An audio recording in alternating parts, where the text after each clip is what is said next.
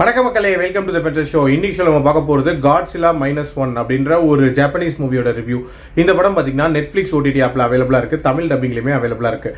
இந்த படம் ஒரு பீரியாடிக் மான்ஸ்டர் த்ரில்லர் அப்படின்னே சொல்லலாம். அதாவது 1945 அதாவது வேர்ல்டு வார் முடியக்கூடிய டைமில் பார்த்தீங்கன்னா ஒரு ஐலாண்டில் ஒரு காட்ஸில்லா வந்து அட்டாக் பண்ண ஆரம்பிக்குது. அந்த ஐலாண்டில் தான் படத்தோட ஹீரோவும் இருக்கார். இவர் வந்து ஆக்சுவலாக ஒரு ஃபைட்டர் பைலட்டாக இருக்கார்.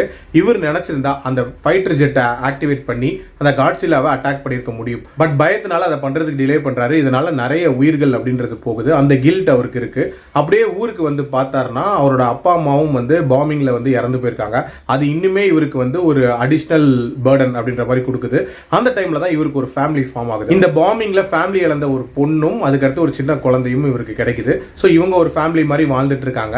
இந்த டைம்ல அந்த காட்ஸில்லா வந்து மியூட்டன்ட் ஆகி ஒரு மிகப்பெரிய ஃபோர்ஸா மாறிடுது அண்ட் அட்டாக் பண்ணவும் வருது. ஸோ அந்த காட்ஸில்லாவை இதுக்கப்புறம் எப்படி சமாளிக்கிறாங்க அப்படின்றத இந்த படத்தோட கதை. எனக்கு இந்த படத்துல பிடிச்ச விஷயம் அப்படின்றது இந்த மாதிரியான மான்ஸ்டர் த்ரில்லர்ஸ் நம்ம ஏராளம் பார்த்திருப்போம். பட் ஹீரோவோட பெர்ஸ்பெக்டிவ்ல இருந்து ஒரு எமோஷனல் ஜேர்னியை ரொம்ப நீட்டாவே கன்வே பண்ணிருப்பாங்க.